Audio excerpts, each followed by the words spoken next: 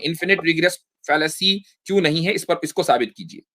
हाँ नहीं, infinite regret, अब आप लोग एक एग्जांपल देंगे कि हम लाइब्रेरी में गए तो सामने इनफाइनाइट लोग हैं, तो फिर हम लोग लाइब्रेरी में कभी जा ही नहीं पाएंगे। एग्जांपल नहीं दे रहे हैं, आपने कहा आप इन्फिनिट रिग्रेस को मानते हैं, तो इन्फिनिट रिग्रेस फैलेसी क्यों नहीं है उसको साबित कीजिए, क्योंकि आप मानते हैं। आप उसको साबित करें, नहीं आप साबित करें। आप ही ने तो कहा ना कि मैं इन्फिनिट रिग्रेस को मानता हूं, तो साबित करो कि फैलेसी नहीं है। इन्फिनिट रिग्रेस फैलेसी नहीं है, इन्फिनिट रिग्रेस रियलिटी है। ठीक, बट आप साबित करें क्यों नहीं है रियलिटी।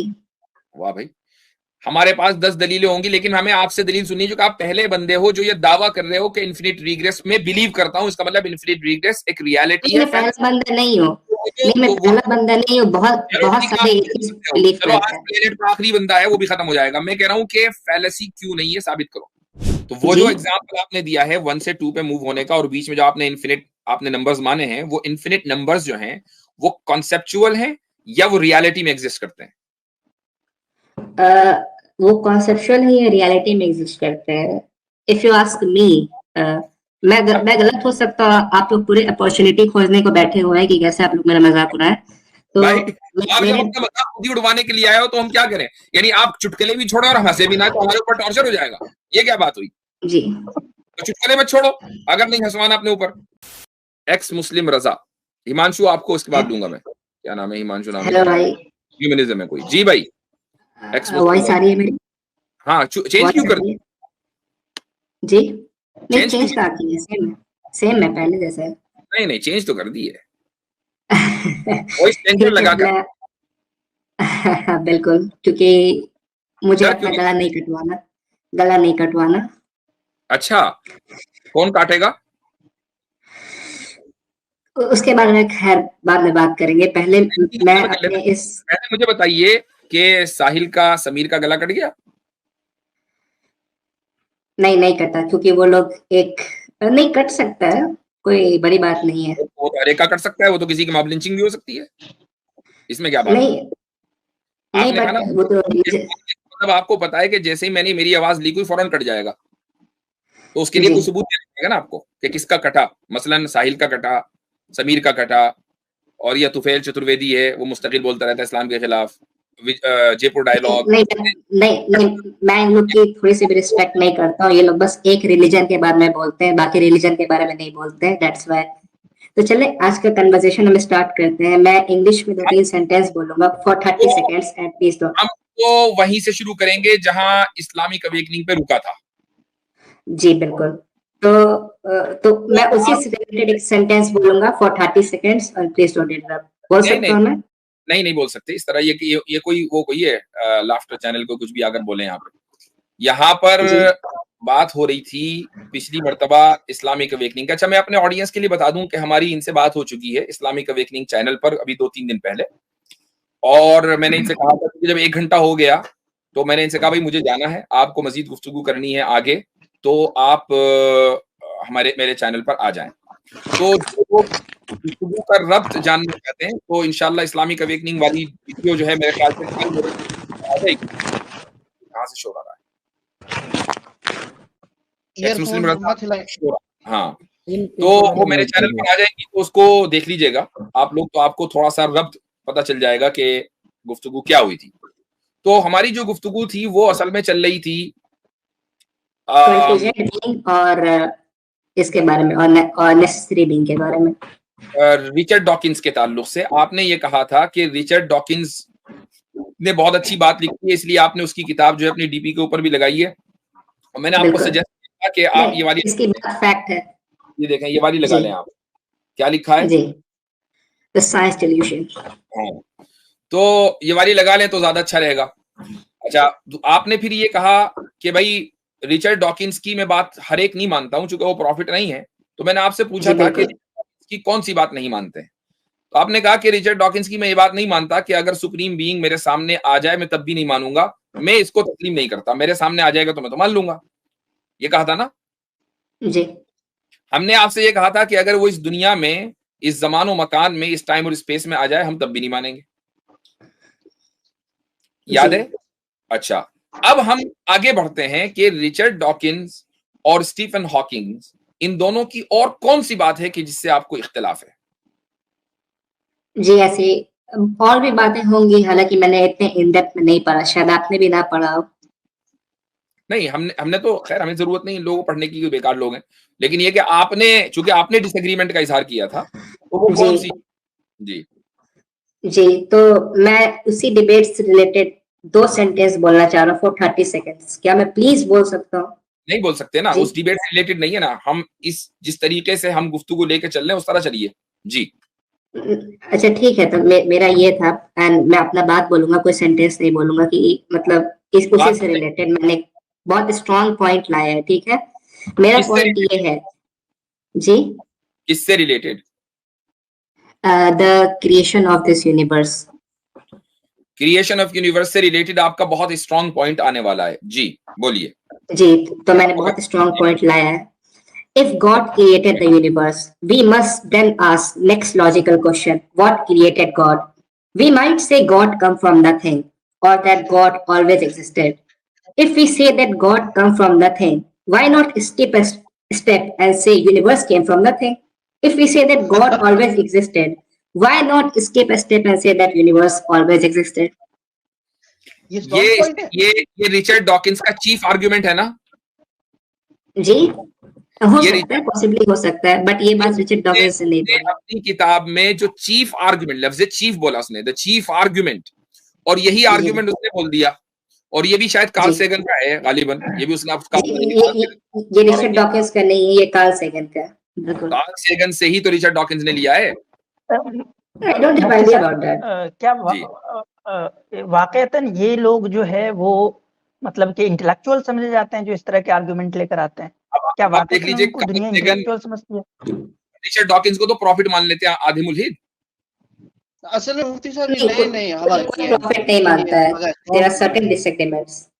जी तो ठीक है, मैं आपसे ये बात कर रहा था कि आपने एक मिनट एक्नॉलेज साहब क्या कह रहे थे आप?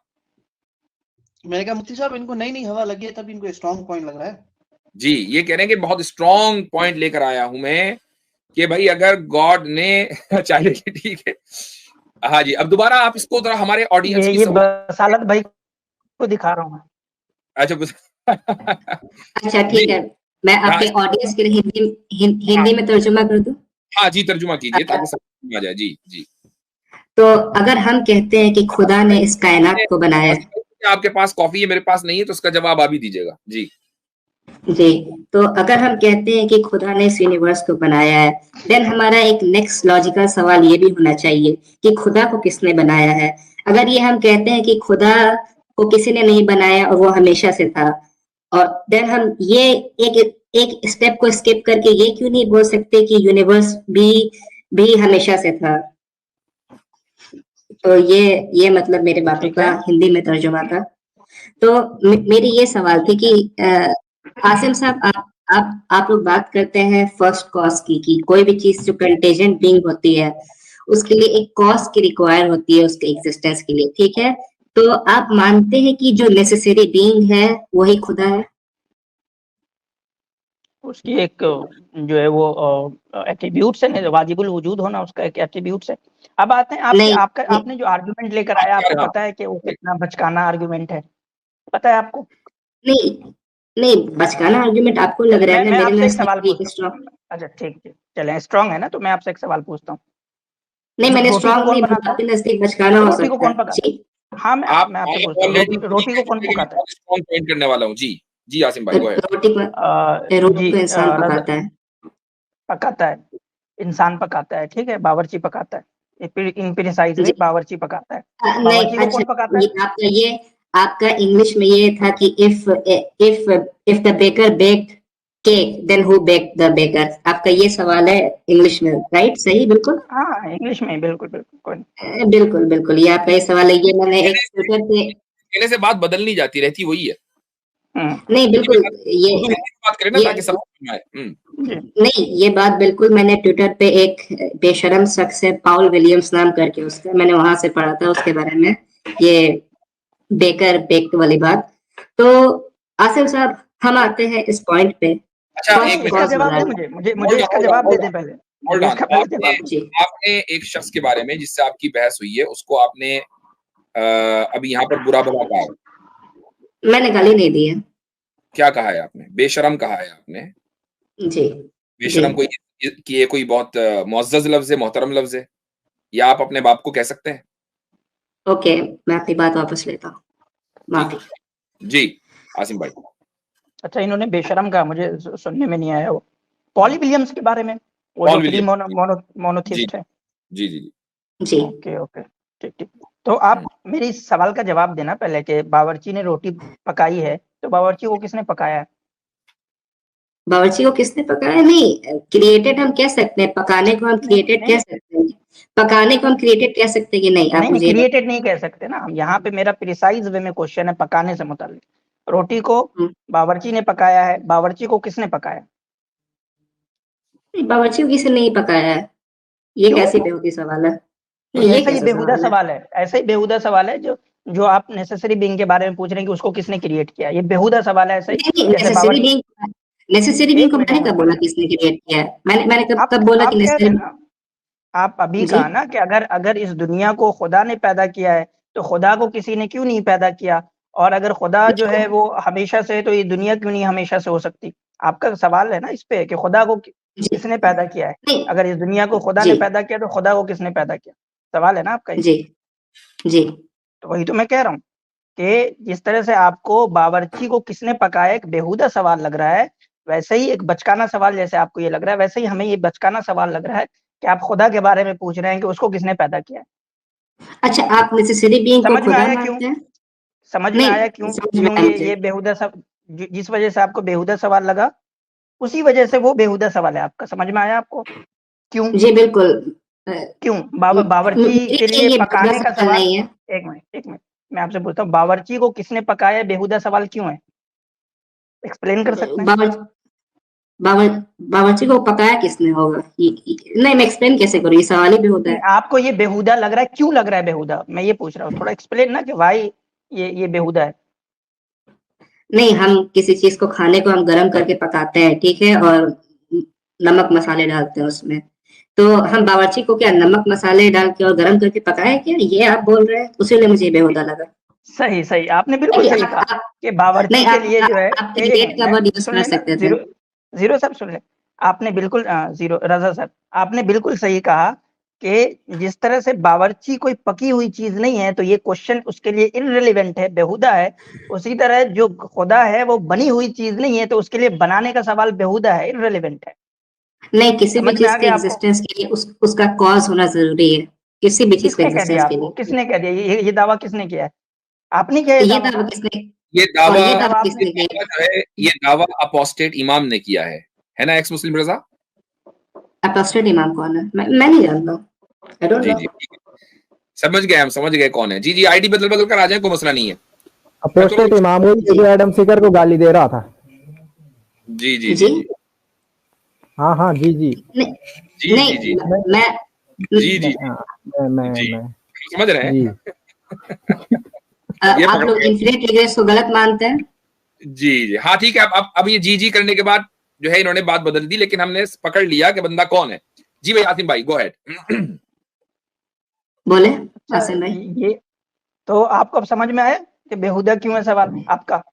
आपको अपना सवाल बेहुदा समझ में आया? यूज कर सकते थे आप, क्रिएट कवर यूज कर सकते थे, बट आपने बेक कवर स्पेसिफिकली यूज किया कि आप मुझे मॉक कर सके। नहीं, मैं आपको मॉक नहीं कर सकूं, मैं बस बता रहा था कि आपका सवाल कितना बेहुदा है। अच्छा ठीक है, तो किसी भी चीज के एग्जिस्टेंस के लिए उसका कॉज होता है, ठीक है? सबसे मजबूत सवाल बेहुदा है। जी नहीं, मेरा सवाल बेहुदा नहीं, आपका सवाल बेहुदा है। आपको समझ आ रहा है कि जिस तरीके से बावर्ची के लिए पूछना कि उसको किसने पकाया क्यों बेहुदा है, क्योंकि वो पकी हुई चीज नहीं है। इसी तरीके से आपका ये पूछना खुदा को किसने बनाया जबकि वो बनी हुई चीज नहीं है, क्यों बेहुदा नहीं है? समझ आ गया? बावर्ची का तो एग्जिस्टेंस नोन है ना, खुदा का तो नोन नहीं है। खुदा को तो हम क्रिएशन के बेसिस पे बोलते हैं कि खुदा एग्जिस्ट करता है। यहाँ पे खुदा का जो एग्जिस्टेंस नोन नहीं है, तो आप ये सवाल फिर भी बेहुदा है जो आप ये कह रहे हैं कि खुदा को किसने बनाया। जिस चीज को बनाया गया उसका एग्जिस्टेंस नोन होगा। जी, जिस चीज को बनाया गया उसका एग्जिस्टेंस नॉन होगा, एब्सोल्युटली। तो मैं सेम खुदा को किसने बनाया, इसका मतलब खुदा एग्जिस्ट करता है तो उसका एग्जिस्टेंस नॉन है। आपने जब भी तो सवाल किया कि खुदा को किसने बनाया। नहीं, आप कंटेजियस और कॉज का आर्गुमेंट मैं करने आया था यहाँ पर बेसिकली। तो मैं ये बोलने आया था कि अगर आप खुदा को नेसेसरी बीइंग मानते हैं, ठीक है, तो इसका मतलब ये हुआ कि हम खुदा के एक पार्ट्स हैं, हम जो एग्जिस्ट करते हैं वो खुदा का कोई पार्ट्स है, मतलब at some extent some diverse parts हैं हम लोग खुदा के, अगर आप खुदा को एक नेसेसरी बीइंग मानते हैं तो। अच्छा, आप मानते हैं? जी, आप खुदा को नहीं, तो इन्फिनिट रिग्रेस को मानता। आप नेसेसरी बीइंग को पॉसिबल मानते हैं? नहीं, मैं इन्फिनिट रिग्रेस को मानता हूँ, मैं नेसेसरी बीइंग को पॉसिबल नहीं मानता। ठीक है, तो बस अब ये पार्ट वार्ट की तो बात बाद में होगी ना, अब इन्फिनिट रिग्रेस पे बात करते हैं। इन्फिनिट रिग्रेस फैलेसी क्यों नहीं है, इस पर इसको साबित कीजिए। हाँ, नहीं, इन्फिनिट रिग्रेस, अब आप लोग एग्जांपल देंगे कि हम लाइब्रेरी में गए तो सामने इनफाइनाइट लोग हैं, तो फिर हम लोग लाइब्रेरी में कभी जा ही नहीं पाएंगे। एग्जांपल नहीं दे रहे हैं, आपने कहा आप इन्फिनिट रिग्रेस को मानते हैं, तो इन्फिनिट रिग्रेस फैलेसी क्यों नहीं है उसको साबित कीजिए, क्योंकि आप मानते हैं। आप उसको साबित करें, नहीं आप साबित करें। आपने तो कहा ना कि इन्फिनिट रिग्रेस को मानता हूं, तो साबित करो कि फैलेसी नहीं है। कोई भी चीज जो क्रिएटेड होती है उसका एक कॉज होता है, ठीक है, और something is required, it depends on something, ठीक है। तो जो भी चीज एग्जिस्ट करती है उसका एक कॉज होता है, और उसके भी वो किसी के ऊपर डिपेंड करती है। ये क्लेम, एक मिनट एपोस्टोल इमाम साहब, ये क्लेम क्यों कर रहे हैं आपके, जो भी चीज एग्जिस्ट करती है उसका एक कॉज होता है, यानी कि एग्जिस्टेंस के लिए जो cause, for every existence cause is necessary, ये क्लेम कहाँ से कर रहे हैं आप? ये क्लेम आप कहाँ से कर रहे हैं कि नेसेसरी नहीं होता? मैं तो साइंटिफिक रिसर्च से कर रहा हूँ कि फॉर एवरी एग्जिस्टेंस। एक चीज बड़ी इंपॉर्टेंट है मुफ्ती साहब, मैं ऐड करना चाहूंगा।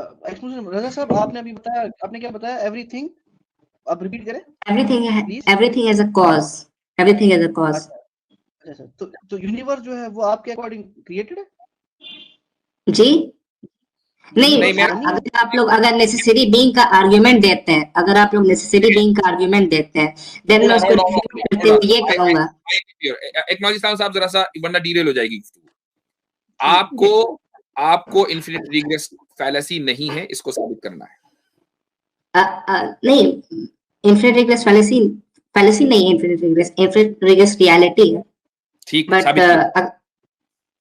आप साबित करें क्यों नहीं है रियलिटी। वाह भाई, हमारे पास 10 दलीलें होंगी, लेकिन हमें आपसे दलील सुननी है, जो कि आप पहले बंदे हो जो ये दावा कर रहे हो कि इन्फिनिट रिग्रेस में बिलीव करता हूं, इसका मतलब इन्फिनिट रिग्रेस एक रियलिटी है। मैं पहला बंदा नहीं हूं, नहीं मैं पहला बंदा नहीं हूं, बहुत सारे एथिस्ट बिलीव करते हैं। चलो, आज प्लेनेट का आखिरी बंदा है, वो भी खत्म हो जाएगा। मैं कह रहा हूं कि फैलेसी क्यों नहीं है, साबित करो।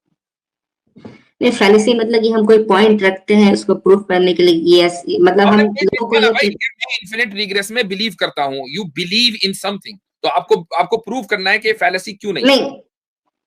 जैसे 2+2 एक रियलिटी है, 2+2 = 4, वैसे इन्फिनिट रिग्रेस भी एक रियलिटी है। बट होता क्या है कि एथिस्ट फर्क है। 2+2 जो है वो एक रियलिटी इसलिए कि हम दिन रात उसको एक्सपीरियंस करते हैं। 2 और 2 हमें 4 ही दिखते हैं, 5 नहीं दिखते। लेकिन आप मुझे बताओ कि इन्फिनिट रिग्रेस को आपने एक्सपीरियंस किया है? जी नहीं, मैंने एक्सपीरियंस नहीं किया है। 2 और 2 4 को तो आपने एक्सपीरियंस किया है, तो आपकी मिसाल गलत हो गई। लिहाजा आप मुझे बताएं कि इन्फिनिट रिग्रेस फैलेसी नहीं है, उसकी दलील दीजिए। अपने एक्सपीरियंस से दें, लॉजिकल दें, कुछ भी दें, दलील दें। अच्छा ठीक है, तो मैं एक इन्फिनिट रिग्रेस का एक एग्जांपल देता हूँ, आई थिंक इससे प्रूव हो जाएगा, राइट? आप शुरू करें। हाँ बिल्कुल, हम अगर नंबर लाइन के बीच में अगर हम 1 और 2 को रख लें, ठीक है, और अगर हम एक लाइन को अगर पुश करें, कोई ऑब्जेक्ट को मूव करे 1 सेंटीमीटर के लिए 1 और 2 के दरमियान, ठीक है, तो वो 1 सेंटीमीटर स्केल की मैं एग्जांपल दे रहा हूँ, तो 1 सेंटीमीटर से 2 सेंटीमीटर की तरफ मूव हो जाएगा, राइट और रॉन्ग? मूव हो जाएगा कि नहीं? अगर हम एक से जी, तो अगर वो मूव होगा तो उसके दरमियान बीच में इनफाइनाइट जो वो होता है, इनफाइनाइट नंबर ऑफ चीज से वो गुजरा, 0.001, 0.00001, 0.0000001, तो ये जो चार्ट है ये इनफाइनाइट चला गया मैथमेटिकली।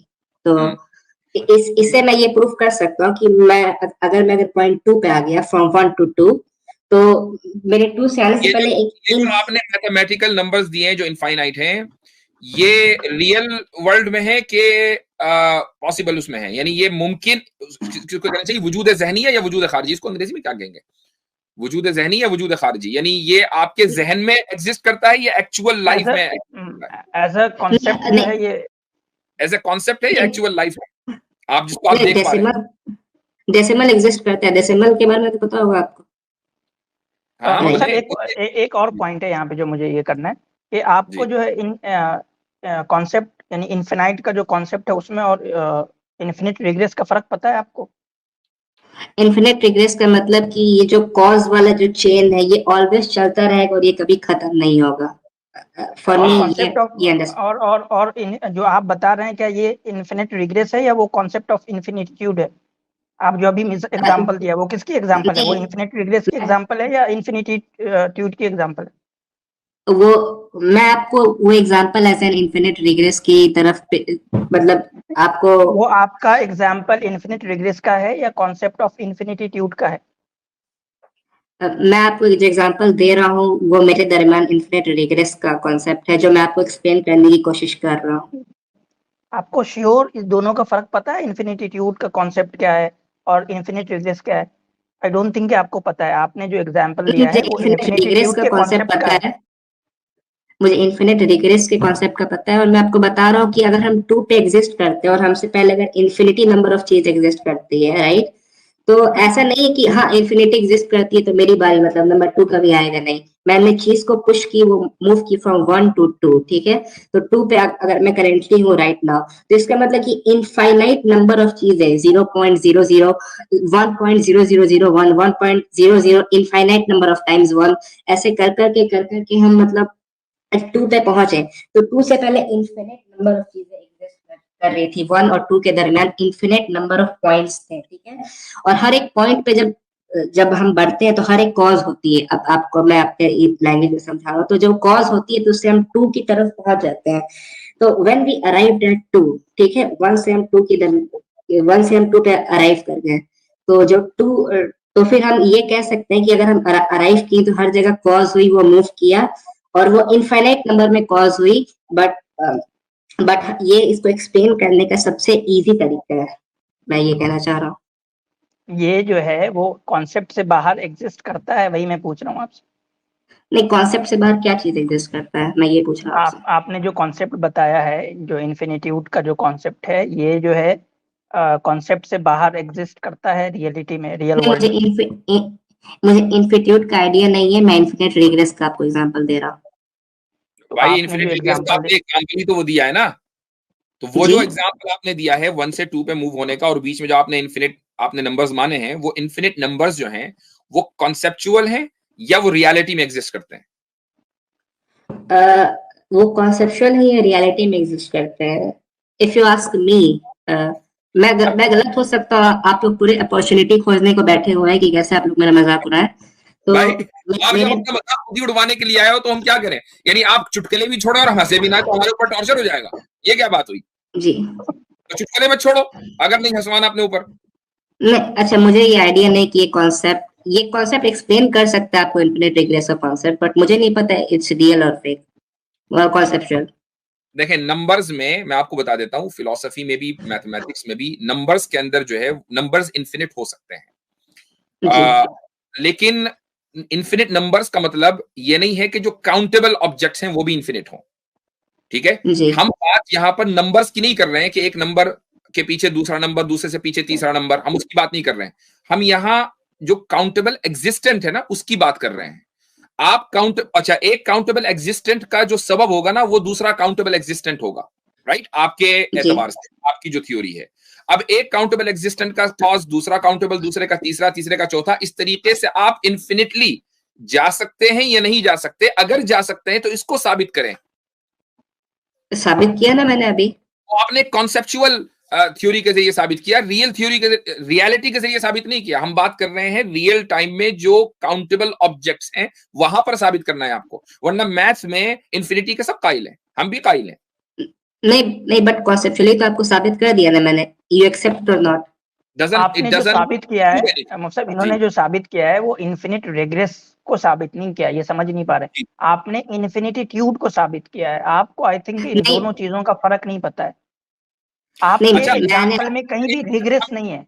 एक चीज ये भी है कि आप पॉइंट मैं बस एग्जांपल दे रहा हूं कि अगर वो आप पॉइंट 1 से पॉइंट 2 पे चले, तो पॉइंट 1 से अगर आप चल रहे हैं तो इसका मतलब ये है कि इन्फिनिट रिग्रेस तो नहीं हो सकता, क्योंकि इन्फिनिट रिग्रेस के लिए आप पॉइंट 1 से कभी चल ही नहीं सकते, उससे पहले भी कोई ना कोई पॉइंट है। तो बताइए उससे पहले कौन सा? नहीं, वो तो मैं अज्यूम कर रहा हूँ ना, पॉइंट 1 से मुझे पता था कि आप ये सवाल बिल्कुल पूछेंगे वास्ती साहब, तो मैंने पॉइंट 1 को अज्यूम किया। मेरा मकसद था कि मैं अज्यूम करना चाहता हूं कि मैं पॉइंट 1 से पहले से चलूं। अब मुझे बताइए कैसे चलूं? हाँ, तो फिर भी 2 पे तो पहुंचे ना, और 2 से पहले तो इन्फिनिटी है। 2 से भाई पहले तो इन्फिनिटी है। पॉइंट 1 से पहले से चलना है, क्योंकि इन्फिनिटी रिग्रेस का मतलब ये है कि हम ऑल द वे चल सकते हैं पास्ट में, तो मुझे पॉइंट 1 से पहले से चलना है। अब मुझे बताइए उसका तरीका कि कैसे चलूं। नहीं, पॉइंट 1 को मैंने कंसीडर ही नहीं किया। ये आप अपने ऑडियंस को मैनिपुलेट करने के लिए आपने क्या सवाल बोला। मैंने पॉइंट 1 को आपके फार्मूले को ठीक करना है ना, कि पॉइंट 1 से जब आप चल रहे हैं तो आपने खुद ही एडमिट कर लिया कि इन्फिनिट रिग्रेस नहीं होता। अगर होता है तो मुझे पॉइंट 1 से चल के दिखाइए जी। पॉइंट 1 से मेरा मेन था कि मैं पॉइंट 2 पे पहुंचा। पॉइंट 1 से चलना तो मैं आपको एग्जांपल दिए। पहले से चलना चाहता हूं, और उससे पहले भी चलना चाहता हूं, फिर उससे पहले से चलना, जहां से भी आप शुरुआत करेंगे मैं उससे पहले जाना चाहता हूं, क्योंकि इन्फिनिट रिग्रेस का मतलब होता है कि आप कहीं रुक नहीं सकते, जहां कहीं इब्तदा नहीं। होल्ड ऑन, इन्फिनिट रिग्रेस का मतलब ये होता है कि कहीं इब्तदा नहीं है। जहां भी आप इब्तदा करेंगे रुकेंगे, इसका मतलब ये कि इन्फिनिट रिग्रेस और तसलसल टूट गया। तो आप मुझे ये बताइए कि आपने पॉइंट 1 से शुरुआत की है, मुझे उससे पहले से शुरुआत करनी है, तो कहां से करूं जी? नहीं, मैं आपको ये बताना चाह रहा था, मैं पॉइंट 1 को मैं कंसीडर ही नहीं किया। मैंने बोला मैं आपको ये बताना चाहती कि 2 से पहले इनफिनिट नंबर ऑफ कॉज हो रहे हैं। चले कहां से? आपने एग्जांपल में कि मैं पॉइंट 1 से चलकर पॉइंट 2 पर पहुंचा हूं, आपने खुद ही बोला अपने एग्जांपल में। आप चले कहां से? चलो आप अब कंसीडर नहीं कर रहे हो, कहां से चले थे जी? नहीं, मैं कहां पहुंचा था ये मैटर करता है। मैं 2 पे पहुंचा था। ये भी मैटर करता है कि कहां से चले थे। बिल्कुल, जब इब्तिदा नहीं है तो इंतहा कहां से आएगा? सही भाई एक बिगिनिंग नहीं है आपके चलने का, जब बिगिनिंग ही नहीं है आप चले कहां से तो फिर पहुंचे कहां तक, ये तो हो ही नहीं सकता। पहले आप कहीं से चलेंगे फिर कहीं पहुंचेंगे आप। जैसे एग्जांपल से, अच्छा मैं नेगेटिव इन्फिनिटी से चला, ठीक है। मैं नेगेटिव इन्फिनिटी से चल के मैं नंबर 2 की तरफ आया, ठीक है ना। नेगेटिव इन्फिनिटी से चले जी। नहीं, इन्फिनिटी नॉट डिफाइंड है। इन्फिनिटी नॉट डिफाइंड है, आपको पता नहीं था? अब मुझे एक बात बताइए कि ये पॉसिबल है कि आप नेगेटिव इन्फिनिटी से चलें, आप यू अपोस्टेट इमाम इन्फिनिट नेगेटिव इन्फिनिटी से चलकर पहुंचे, ये पॉसिबल है? तो ये सवाल मैं भी आपसे पूछ सकता हूँ कि क्या 1 से 2 के बीच में ये पॉसिबल है कि इनफाइनाइट नंबर ऑफ चीज को क्रॉस करके वो 2 पे पहुंच जाए? मैं आपसे पूछ रहा हूँ, आप इसका जवाब। कंसेप्ट के अंदर तो आपने कह दिया और हम भी कह रहे हैं, रियलिटी के अंदर ऐसा होता नहीं है। हम बात कर रहे हैं रियलिटी की, आप बात कर रहे हैं। मैं आपसे पूछ रहा हूँ कि 1 से 2 के बीच में ये पॉसिबल है कि वो इनफाइनाइट नंबर ऑफ जो डेसिमल होते हैं उससे जाके और वो 2। कंसेप्ट की बात नहीं हो रही है, हम बात कर रहे हैं जो रियल टाइम में जो काउंटेबल ऑब्जेक्ट्स हैं। जब आप 2 और 1 के दरमियान आप कह रहे हैं इन्फिनिटी है, ठीक है, तो आप मुझे बताइए कि 1 से पहले भी होगी, चूंकि इन्फिनिटी कहीं रुकती तो है नहीं, और बात हो रही है इन्फिनिटी, बात इन्फिनिटी की नहीं हो रही, इन्फिनिटी रिग्रेस की हो रही है। तो मैं कहता हूं कि चलो ठीक, आपने जो है इन्फिनिटी साबित कर दी 1 और 2 के दरमियान, अब 1 से पहले से भी तो चले ना। मेरा मेन मकसद आपको इन्फिनिटी साबित करना था। 1 को एज स्टार्टिंग को तो हम पहले से मानते हैं भाई। इन्फिनिटी तो हम मानते हैं पहले, नंबर्स में इन्फिनिटी हम भी मानते हैं जी। तो 1 से 2 के दरमियान आप इस बात को एक्सेप्ट करिए कि नहीं कि इन्फिनिटी है कि नहीं 1 से 2 के दरमियान डेसिमल में। अब मैं फिर 2 पे पहुंच गया। ओ भाई, नंबर्स में इन्फिनिटी हम ऑलरेडी मानते हैं, आपके कहने की वजह से नहीं, ये हमारी थियोलॉजी का हिस्सा है जी। कुछ पता भी है हमारे बारे में, या खाली इमाम लगा के जो है सब कुछ पता चल गया? इमाम लगा लिया, आप चाहे जो करो। नहीं, आपको कौन, आप मेरा क्या नाम ले रहे हैं अभी इतना देर से, मुझे ये नहीं समझ आया। आप मुझे बोल रहे हैं जो है वही ले रहे हैं जी। नहीं, क्या मेरा नाम है? जो है वही है, जिस नाम से आप आमतौर से अपनी वीडियोस बनाते हैं, हम वही ले रहे हैं जी। ठीक है। नहीं तो मैं अगर आपको डैनियल हकीकत बोलूं तो आप एक्सेप्ट करेंगे मेरी बात? चूंकि मैं फेक आईडी से नहीं, मैं तो अपने चेहरे से आ रहा हूँ, और बोलना है तो बोल दो। नहीं, अगर मैं आपको डैनियल हकीकत बोलूं तो बोलना चाहे बोल दे, मैं तो अपने चेहरे से आ रहा हूँ ना, मैं तो अपनी आईडी नहीं छुपा रहा हूँ, मैंने वॉइस चेंजर भी लगाया हुआ है जी। तो डैनियल हकीकत एक एक्स मुस्लिम है, ये तो सबको पता है। अगर आप इन्फिनिट से अपना आगाज कर सकते हैं, यानी आप देख रहे हैं कि इसके अंदर जो है फैलेसी, यानी मैंने आगाज इन्फिनिट से किया, तो भैया इन्फिनिट से तो आगाज हो ही नहीं सकता ना। जैसे ही आगाज करेंगे कोई ना कोई पॉइंट आपने सेट कर दिया, तो जब आपका अपना जो दावा है वो इतना फ्लेशियस है, अगर आप मुझे डैनियल हकीकत जो बोलना चाहें तो बोल दें, वो तो बहुत छोटी चीज है। जो आप ब्लंडर कर रहे हैं ना फिलॉसफी के, वो बहुत बड़े हैं। जी नहीं, मैं ब्लंडर नहीं कर रहा हूँ, आप मेरी बात को ऐसे प्रूफ करना चाह रहे हैं कि somehow I need to prove this guy wrong, आपका ये मोटिव है, ये आपका मोटिव है। और आपका जी और नहीं, आपका? मेरा तो ये मोटिव है कि जो मैं जानता हूँ मुझे आपको वही पेश करना है, मेरा कोई मोटिव नहीं है। और अच्छा, मुझे मेरा अगर ये कि हम जो जानते हैं वो आपको पेश करें, ये हमारा मोटिव नहीं है। यानी जब बंदा दलील के मैदान में जीरो हो जाए तो अभी ये कहे कि नहीं, आप तो चूंकि मुझे गलत साबित करना चाह रहे हैं इसलिए मुझे जो है आपने उधेड़ के रख दिया, ये क्या बात हुई? नहीं और जब आप उस तरह की मैंने नहीं रखा, मैंने आपको इन्फिनिट के एग्जांपल दिया 1 से 2 के बीच में। जब आप यहाँ आकर चुटकुले छोड़ोगे तो हंसेंगे भी, और आप यहाँ पर आकर गलत फिलोसफी पेश करोगे तो फिर फार्मूले भी ठीक करेंगे और सही फिलोसफी भी सिखाएंगे, दोनों काम होंगे। मैंने आपको इन्फिनिट का एग्जांपल दिया कि मैं 2 पे एग्जिस्ट करने से पहले वो इनफाइनाइट मेरे भाई उस पर बात हो चुकी है, उस पर ऑलरेडी बात हो चुकी है कि हम नंबर्स में, मैथ्स में इन्फिनिटी के आपके आने से पहले बचपन से कायल हैं। ठीक है, जब से हमने थियोलॉजी पढ़ी है, वो हमारी थियोलॉजी का हिस्सा हमें पढ़ाया जाता है। ठीक है, हमें हमारी किताबों में लिखा हुआ है, वो बात उसकी नहीं। जब इन्फिनिट रिग्रेस होता है ना, तो इन्फिनिट रिग्रेस में हम मैथ को नहीं देखते, बल्कि जो रियल टाइम काउंटेबल ऑब्जेक्ट्स हैं उसमें इन्फिनिट रिग्रेस अप्लाई होता है या नहीं होता, उस पर गुफ्तगू होती है। हम वहां पर उसको इम्पॉसिबल मानते हैं। आप उसको अगर पॉसिबल मान रहे हैं तो आप उसको साबित करें, वहां आप साबित नहीं कर रहे हैं, आप कर रहे हैं मैथ में, जबकि हम उसको मान रहे हैं।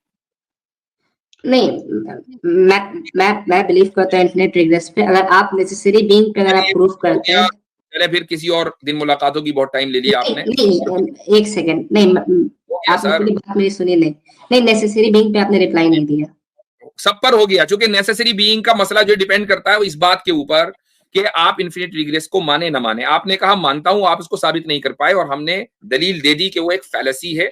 आप नहीं, आप जो मानते हैं, आप जो मानते हैं मैं उसको करेक्ट कर रहा हूं। उसको साबित ही नहीं कर पा रहे हैं तो फिर नेसेसरी बीइंग, कंटिंजेंट बीइंग का सवाल ही नहीं होता। बात शुरू ही होती है इन्फिनिट रिग्रेस पर, और इन्फिनिट रिग्रेस को आप जो है साबित नहीं कर पा रहे हैं। ठीक है, और आप नेसेसरी बीइंग को साबित कर सकते हैं। जब हमें करना होगा करेंगे, आज नहीं करेंगे।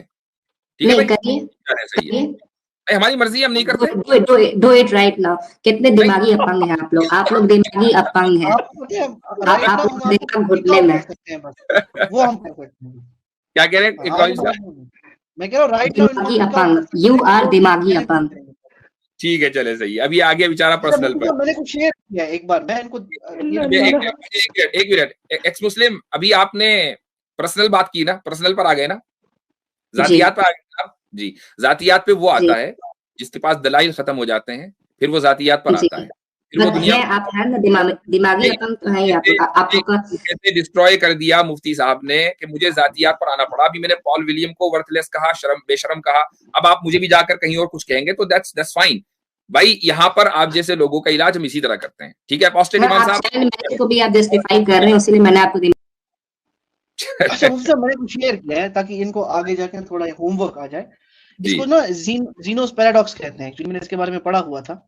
अच्छा, यहाँ पे देखिए क्या लिखा हुआ है कि my hand starts its movement but before it reaches its destination it must get halfway there, and before it gets halfway there it must reach a quarter of the way there, and before that 1/8 of the way, and so on। जिस चीज को ये बात कह रहे थे ना, मतलब वो बीच में 1 और 2 के बीच में।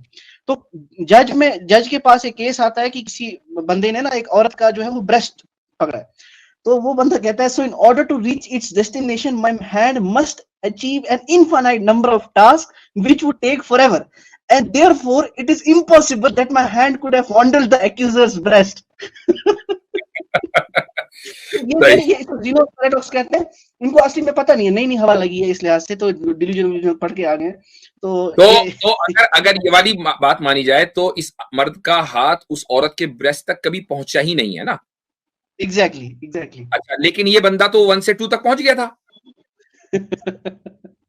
यानी इसका हाथ तो ब्रेस्ट तक पहुंच गया। बिल्कुल, इसीलिए इसको पैराडॉक्स हो जाता है कि ये तो पैराडॉक्स हो जाएगा ना। फिर अगर आप उस इन्फिनिटी को मान रहे हो तो फिर वो उस लिहाज से तो कभी पहुंचा ही नहीं उसका हाथ उसके। वो बेचारा आजिज हो गया, फिर जातियात पर आ गया। तो ऐसा ही होता है जब आदमी है वो मकड़ी का जाला बुनकर लाता है और हम एक ही हवा में उसको उड़ा देते हैं, तो फिर वो बेचारा इसी तरीके से जातियात पर आता है। अब बताइए ये, और ये कह रहा है कि मैं बहुत मजबूत पॉइंट लेकर आया हूं, आप मुझे 30 सेकंड दें इंग्लिश में जुमलेबाजी करने के लिए। अजीब अजीब। बताइए हमें कैसे कैसे लोगों का पाला पड़ा। कैसर भाई सही कहते हैं, हमें एक जो है मुल्हिदों के लिए कोर्स शुरू करना पड़ेगा कि मुसलमानों से कैसे बात करें।